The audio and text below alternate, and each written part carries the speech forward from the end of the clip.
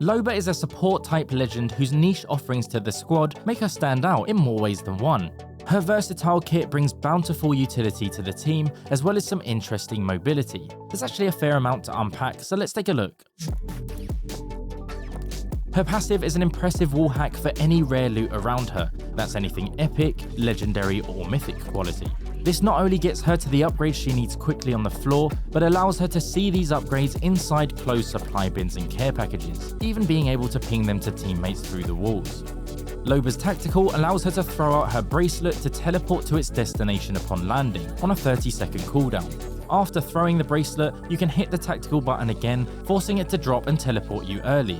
You press and hold the tactical button to aim with a falling trajectory similar to grenades. The indicator is blue by default, and the endpoint area will turn orange if its destination falls behind line of sight. The most notable tool in her kit is her ultimate Black Market Boutique, where she can place an object down which will pulse out energy within a reasonable range, allowing her and any other player in the lobby to pick 2 item stacks of their choice within this pulse range on a 2-minute cooldown. In addition, ammo is not counted as part of this 2-item limitation, so you can take as much of that as you fancy.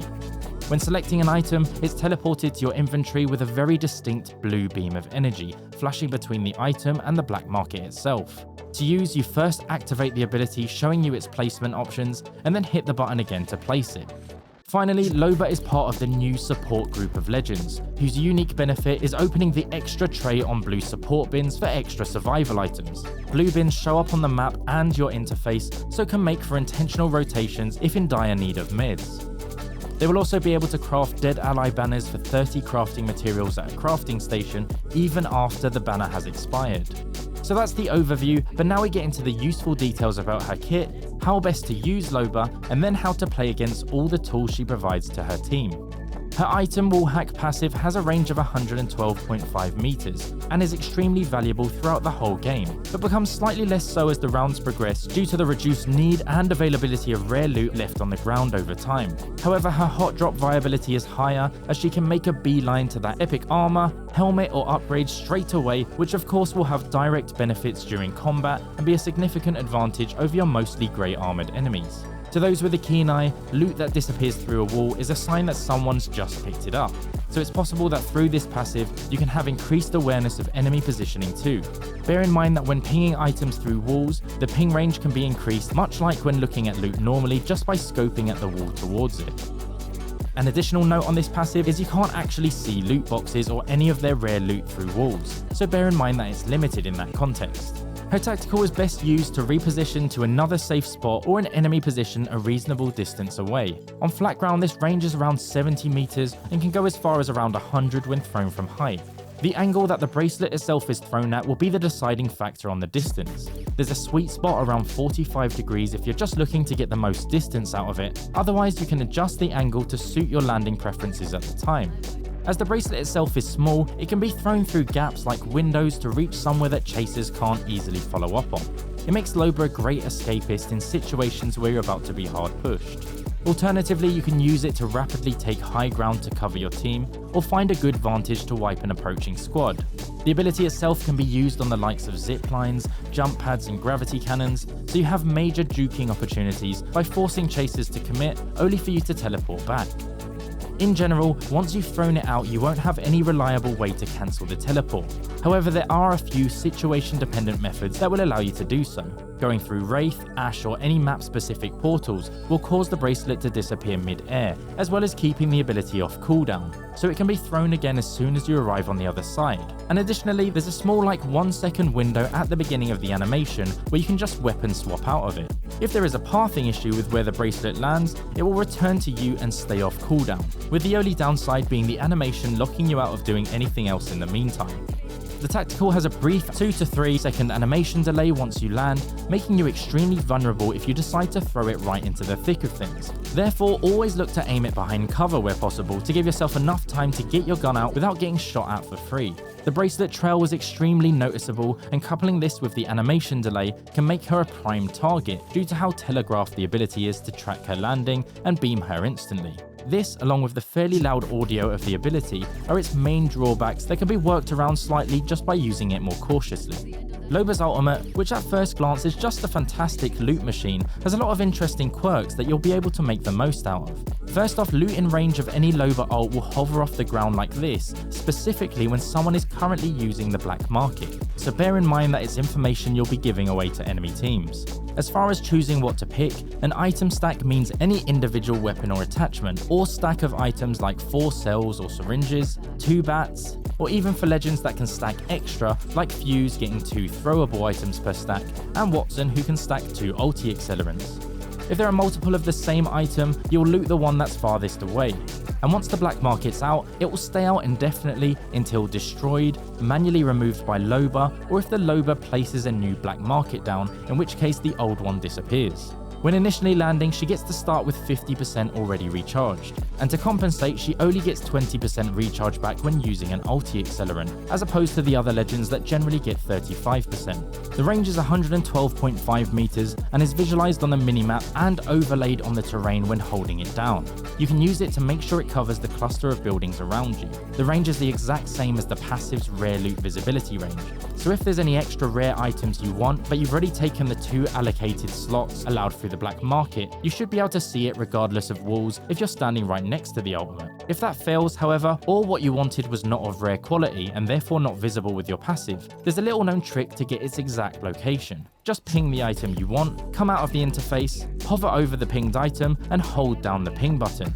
From here you can see a line going directly to that item for as long as you keep the ping button held down. This works for anyone else using it too. Nice.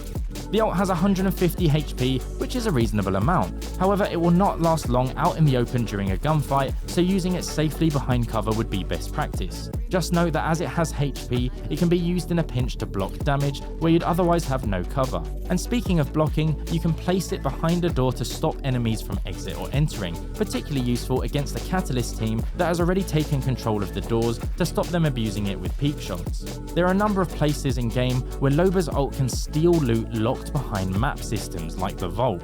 The items will come up with this lock symbol if so, and once the first one is taken, the Loba ult is instantly destroyed, dealing very minor damage to anyone near. So before stealing, make sure everyone has what they want. This privilege is exclusive to Loba, and when stealing something, you can avoid this damage if you loot items from far enough away. You can actually move back about 4 meters if you need to reposition safely or just to play evasively. Okay, so now we know the ins and outs of her kit in some depth, but how do we put it all together in practice? I think Loba suits loadouts that will hold the line, like decent ranged marksman weapons, because of her incredibly easy access to high ground and to do a hard reposition regardless of the terrain around her. It's not to say you can't play around your preferred loadout, but her very nature allows her to stay put quite comfortably. And of course because her ult is able to bring the necessary resources right to her.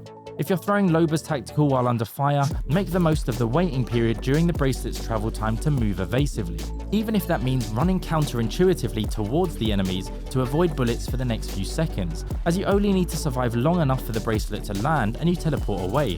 As any player in the lobby can use her ultimate once it's placed, consider using the secondary tactical button to close it once you've moved on, to deny rotating teams from taking advantage of it. You can see if your allies have taken their 2 item stacks here, so if they have and start walking away, it's safe to assume that they've taken the ammo that they needed and you can close up shop. Watch out for incoming care packages as their contents can be safely retrieved with your ultimate instead of taking the risk to run up to them. In this same vein, you should always be thinking about her ability to armor swap with Black Market, so thirsting players for access to their shield is more valuable if you're on Loba. And depending on the situation, pulling armor swaps to you straight away will deny enemy teams from doing so, particularly making the cleanup a lot easier when third partying as you reduce their ability to recover. Again, having this easy access to surrounding loot will help you clutch in situations like pulling a nearby heat shield or med pack when you're stuck outside the circle. If you have Black Market available and foresee staying in that location for the next few minutes, you can consider placing it in advance even if you don't need any items, just to snatch things quickly, as well as getting the cooldown for the next Black Market ticking. For a decent sweaty endgame tactic, if you're closing in on the last few circles and each team are standing off in their own area, you can start pulling all the ammo, armor and resources in range and dumping them near you to make it a war of attrition. And finally, a bit of a cheese strategy, but using your ult to bait enemy players for a free engage can pay off more times than you think, particularly in pub lobbies where half the time they're still stuck in the Black Market before they realise they're even downed. As Loba doesn't have tools that directly benefit combat, it's easy to overlook her impact, and therefore she's often highly underestimated. A few things to consider when coming up against the Loba team is that you can hear and see a pulse when enemy Lobas put their ult down.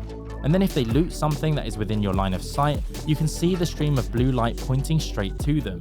You can also see floating ground loot as a sign that there's a Loba ult within 112.5 meters away, and that an enemy is currently interacting with it. Finally, Loba's kit does not support aggressive play very well, mainly because she's locked out with an animation after teleporting. So if she uses it to push you, take advantage of that window of opportunity if possible. Good teammates for Loba are, in my opinion, legends like Seer and Bloodhound, for their ability to check buildings for enemies as you rotate and hold new points. Additionally, the bunker-style legends like Watson and Caustic, as the squad can reliably hunker down in buildings while having access to outside loot through the black market. However, her kit is versatile enough that many other team strategies can work with her too. After getting to grips with the versatility of Loba and being able to play her comfortably in ranked, I'd suggest you look at some of the highest level players who use her often. The most notable one for me has been Scrappy, who's the #1 Loba and has a whole load of videos on high level strats and mechanics, which are far beyond the scope of this video, which is more to get you completely clued up on Loba from scratch, so check him out below if you wish. Loba is incredibly fun to play once you learn the nature of her kit, and what scenarios she thrives most in, making her a boon to any squad she's a part of. But just remember, we play for fun, so if it stresses you too much, cool off, touch grass, and when you play to win.